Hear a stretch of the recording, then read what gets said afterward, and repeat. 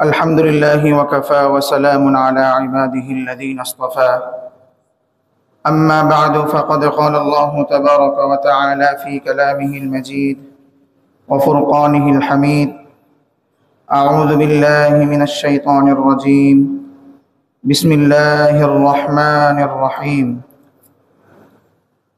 واعبدوا الله ولا تشركوا به شيئا وبالوالدين إحسانا وبذي القربى واليتامى والمساكين والجار ذي القربى والجار الجنب والصاحب بالجنب وابن السبيل وما ملكت أيمانكم إن الله لا يحب من كان مختالا فخورا وقال رسول الله صلى الله عليه وسلم ما من إنسان يقتل عصفورا يذبحها فيأكلها إلا يسأل الله تعالى عنها يوم القيامة أو كما قال عليه الصلاة والسلام সবাই দরুদ শরীফ পড়ি আল্লাহুম্মা সাল্লি আলা মুহাম্মাদ ওয়া আলা আলি মুহাম্মাদ কামা সাল্লাইতা আলা ইব্রাহিম ওয়া আলা আলি ইব্রাহিম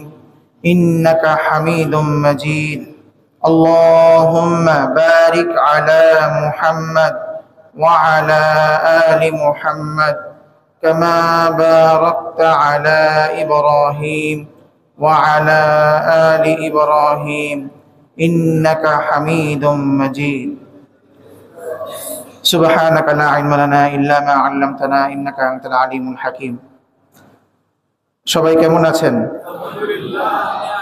আল্লাহ রাব্বুল আলামিনের দরবারে লাখ কোটি শুকরিয়া, যিনি আমাদেরকে এই বৃষ্টি স্নাত দিনে মসজিদে আগে আসার তৌফিক দান করেছেন এবং আমাদেরকে জুমার নামাজের খাতিরে একত্রিত করেছেন। এজন্য সকলে বলি আলহামদুলিল্লাহ।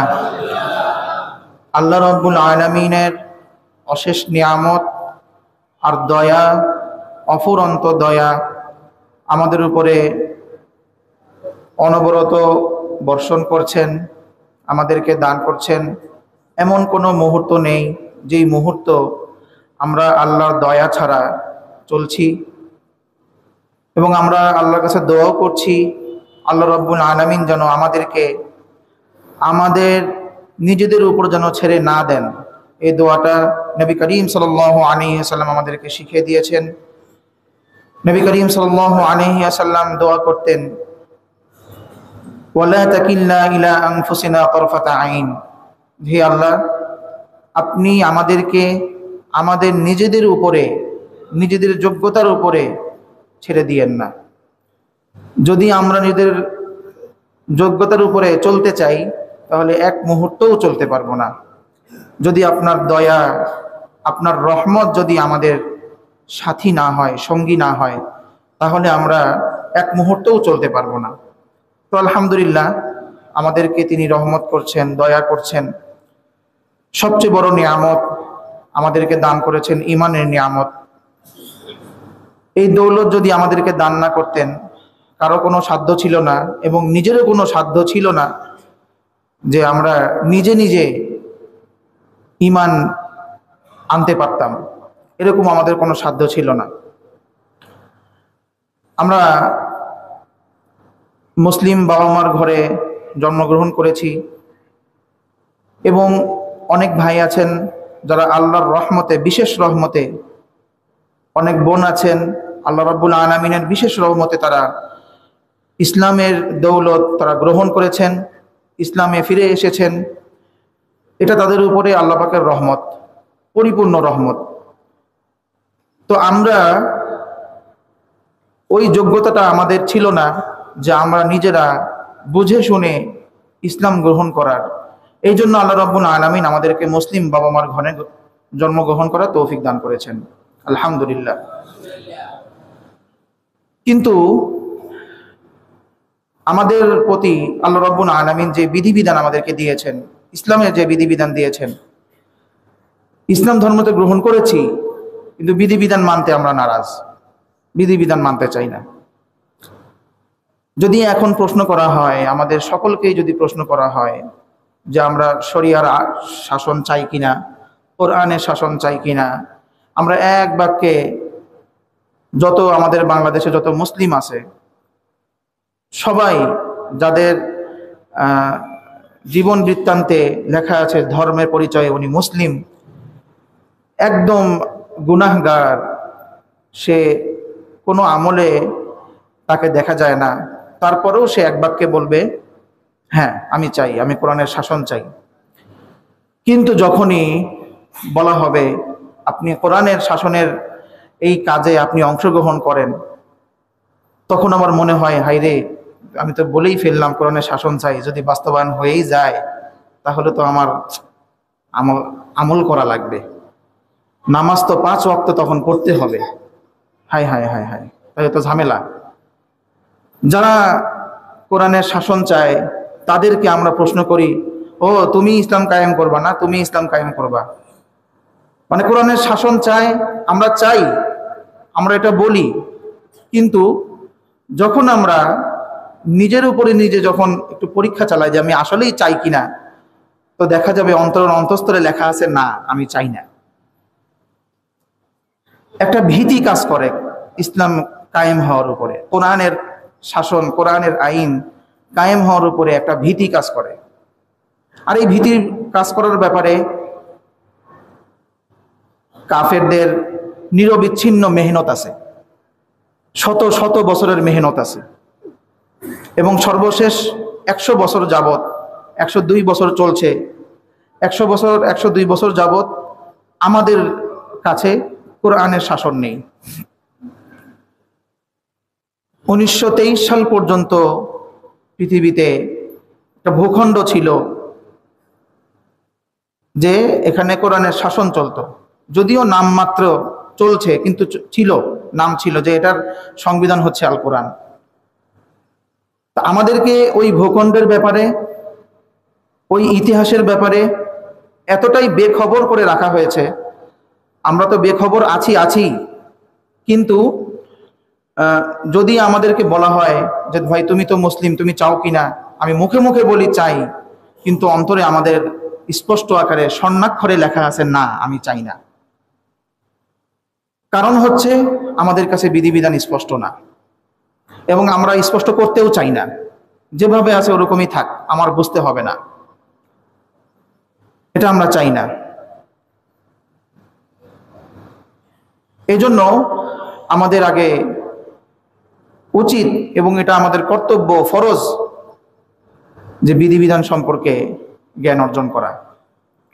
যদি এই ফরজ যদি আমরা না আদায় করতে পারি, কাল কিয়ামতের ময়দানে আমরা অনেক প্রশ্নের বানে আমরা এটা হব, যে আমাদের আল্লাহ রাব্বুল আলামিন বারবার প্রশ্ন করবেন যে তুমি কেন জ্ঞান অর্জন করো নাই, তোমার উপর তো এটা ফরজ ছিল।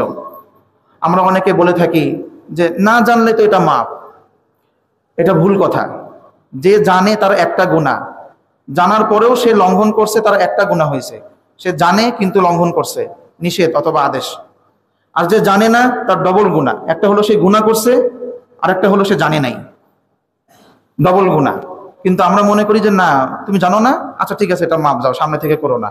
এটা না জানার কারণে এটা ডবল গুনাহ হয়েছে, কারণ জানা একটা ফরজ ছিল।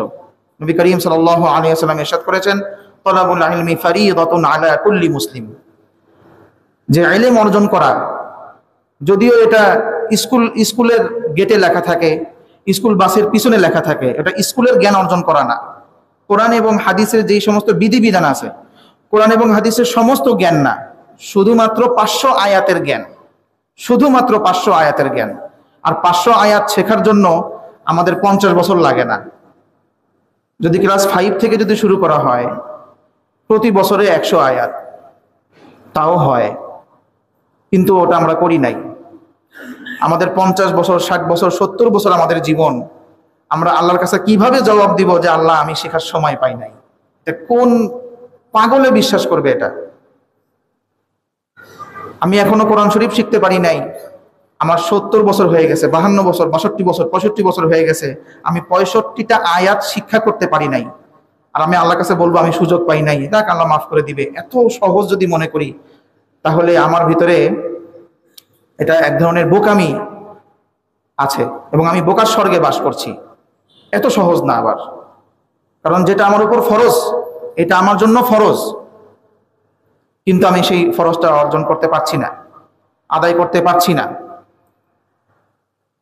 তো আল্লাহ রাব্বুল আলামিন যে ইলম আমাদেরকে দান করছেন, ঈমান আমাদেরকে দান করছেন, ইলম অনুযায়ী আমল করতে হবে এবং ইলমটা আগে অর্জন করতে হবে।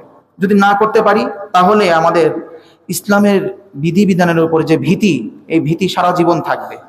আর যদি এরকম যদি থেকে যদি আমি মারা যাই, ইসলামের উপরে ভীতি নিয়েই আমি মারা গেলাম, মানে চুরি করলে হাত কাটতে হবে, আল্লাহ এত কঠিন বিধিবিধান এটা, জিনা করলে শাস্তি 80টা বেত্রাঘাত করতে হবে, কি বলে 100টা বেত্রাঘাত করতে হবে, কেউ যদি কাউকে কোনো অপবাদ দেয় 80টা বেত্রাঘাত করতে হবে, বিবাহিত নারী এবং বিবাহিত পুরুষ যদি পরস্পর জিনায় লিপ্ত হয় তাদেরকে পাথর মেরে হত্যা করতে হবে। এটা যদি আমার কাছে কঠিন মনে হয়, যদি কঠিন মনে হয়, আর আমি এই মন নিয়েই, যদি এই চেতনা নিয়েই যদি আমি মারা যাই, এই চিন্তা লালন করে যে এত কঠিন একটা আমল, এটা কি বিধান, এটা তো আমার বুঝে আসলো না, যদি এরকম অবস্থা যদি মারা যায় তাহলে তো আমি কুফরের অবস্থায় মরলাম। আমি নামাজ পড়ছি, আমি যাকাত দিছি, আমি রোজা রাখছি, আমি সবকিছু করছি, কিন্তু কোরআনের যে স্পষ্ট যে আয়াতগুলো আছে এগুলোর প্রতি আমার সন্দেহ ছিল, তাহলে তো আমি ঈমানের উপরে মারা গেলাম না। কথাটা একটু আনকমন মনে হচ্ছে, কিন্তু এটাই সত্য কথা। আল্লাহ রাব্বুল আলামিন বলছেন যে যালিকাল কিতাব লা রাইবা ফি, যার মধ্যে কোনো সন্দেহ নাই, প্রত্যেকটা আয়াতের মধ্যে কোনো সন্দেহ নাই, আর আমি সন্দেহ করে বসে আছি। আমি চোরের শাস্তির হাত কাটা এটার উপর সন্দেহ করে বসে আছি, এটা আমার ভাল লাগে না। আমি জেনার শাস্তি নিয়ে আমার ভালো লাগে না। এই ভালো না লাগে যে আমার যে কাজ করে, এই কাজ করা নিয়ে যদি আমি মারা যাই তাহলে আমি তো কুফরি অবস্থায় মারা গেলাম ভাই। এটা খুব কঠিন।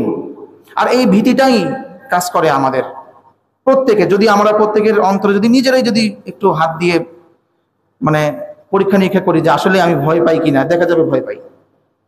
সবার একটা ভয় আছে, সবার একটা ভয়। যে কোনো একটা দেশে গত কয়েক বছর আগে 2020-21-এর দিকে আর কি, ওখানে শরিয়া শাসন কায়েম হয়েছে। দেখা গেল যে মুসলমানরাই, আব্দুল করিম, আব্দুল আহাদ, আব্দুল সামাদ, অমুক তমুক, দেখা গেছে যে উনি আমেরিকার বিমানে ওঠার জন্য দৌড়। হাই রে, যদি শরিয়া শাসন যদি এখন কায়েম হয়ে যায় আমার তো অবস্থা খারাপ, আমি এখানে থাকতে পারবো না। অনেক মেয়েরা দৌড় দিচ্ছে যে না, আমি বোরকা পড়তে পারবো না, অথচ পর্দার বিধান স্পষ্ট ফরজ বিধান। আমি পর্দা না করতে পারলাম, একজন পর্দা করে না, এক নারী পর্দা করে না, সে হিজাব মেনটেন করে না, তার গুনাহ হচ্ছে। সে মানছে ও যে হ্যাঁ এটা তো আমার গুনাহ হচ্ছে ভাই, আমি তো এটা পালন করতে পারছি না, এটা মানা যায়। আল্লাহ রাব্বুল আলামিন তাকে তওবা করার তৌফিক দিবেন। আর যে মেয়ে, যেই মহিলা, যেই নারী এটা মনে করে দূর পর্দা, দূর তোর পর্দা, লাথি মারি সেই পর্দার, মা রাখো মিয়া তোমার পর্দা, এই যে এই ধরনের কথা মুখে বলে না কিন্তু অন্তরে লেখা আছে, ভাই ওগুলো পর্দা ভাই, ওটা আমার দেখা আছে। এই যে যদি এরকম থাকে তাহলে তো উনি স্পষ্ট একটা বিধানের উপরে কি করছে, অস্বীকার করছে। উনি কিন্তু নামাজ পড়ে, উনি মাগরিবের নামাজের পরে ভারতীয় চ্যানেলগুলো ছেড়ে দিয়ে তসবিহ টিপে, সুবহানাল্লাহ সুবহানাল্লাহ সুবহানাল্লাহ, সুন্দর করে তসবিহ টিপে, নামাজ খুব সুন্দর। রোজা, হুজুর রোজা ভাঙবে কিনা একটু বলেন তো, কিন্তু উনি পর্দা করেন না।